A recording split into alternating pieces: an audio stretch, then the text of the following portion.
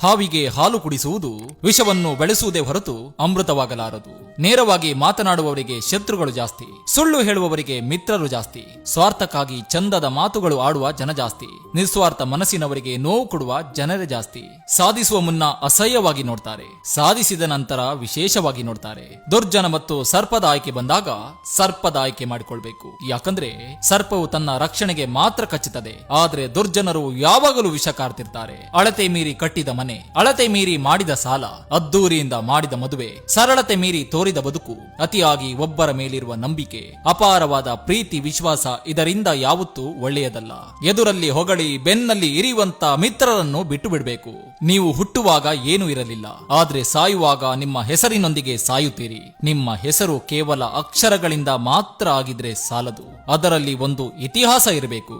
ಯಾವ ವ್ಯಕ್ತಿ ತನ್ನ ತಪ್ಪನ್ನು ಸರಿಪಡಿಸಿಕೊಳ್ಳಲು ತಾನಾಗಿ ಹೋರಾಟ ಮಾಡುತ್ತಾನೆ, ಆತನನ್ನು ಸೋಲಿಸಲು ಯಾರಿಂದಲೂ ಸಾಧ್ಯವಿಲ್ಲ.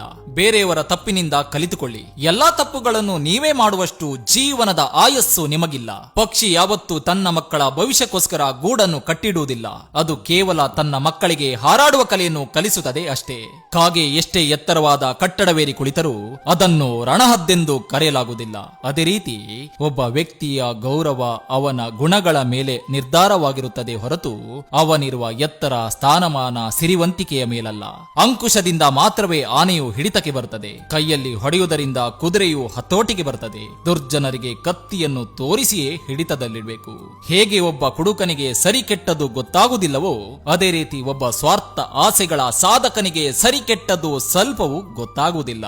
ಹಾಲಿನ ಜೊತೆ ಸೇರಿಸಿದ ನೀರು ಕೂಡ ಹಾಲಾಗ್ತದೆ. ಹಾಗೆ ಗುಣವಂತನ ಆಶ್ರಯ ಪಡೆದ ಗುಣಹೀನನು ಗುಣವಂತನಾಗ್ತಾನೆ. ಸಾವಿರಾರು ಹಸುಗಳ ಮಧ್ಯದಲ್ಲಿ ಇರುವ ತನ್ನ ತಾಯಿಯನ್ನೇ ಹೇಗೆ ಕರು ಹುಡುಕಿಕೊಳ್ಳುವುದು, ಹಾಗೆ ಮನುಷ್ಯನು ಪೂರ್ವ ಜನ್ಮದಲ್ಲಿ ಮಾಡಿದ ಕರ್ಮವು ಈ ಜನ್ಮದಲ್ಲಿ ಅವನನ್ನು ಕೂಡಿಕೊಳ್ಳುವುದು. ಬುದ್ಧಿವಂತನಿಗೆ ಜೀವನದ ಭಯವಿಲ್ಲ.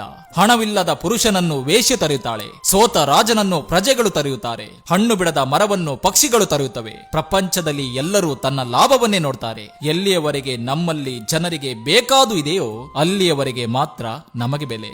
ಯಾರೋ ಚಾಣಕ್ಯನನ್ನು ಕೇಳಿದರಂತೆ ವಿಷ ಎಂದರೇನು? ಆತ ಬಹಳ ಸುಂದರವಾಗಿ ಉತ್ತರ ನೀಡಿದ, ನಮ್ಮ ಅವಶ್ಯಕತೆಗಿಂತ ಏನೇ ಹೆಚ್ಚಾದ್ರೂ ಅದು ವಿಷ. ಅದು ಅಧಿಕಾರವಿರಬಹುದು, ಐಶ್ವರ್ಯ, ದುರಾಸೆ, ಸೋಮಾರಿತನವಿರಬಹುದು, ಪ್ರೇಮ, ಆಕಾಂಕ್ಷೆ, ದ್ವೇಷ ಅಥವಾ ಯಾವುದಾದರೂ ಇರಬಹುದು.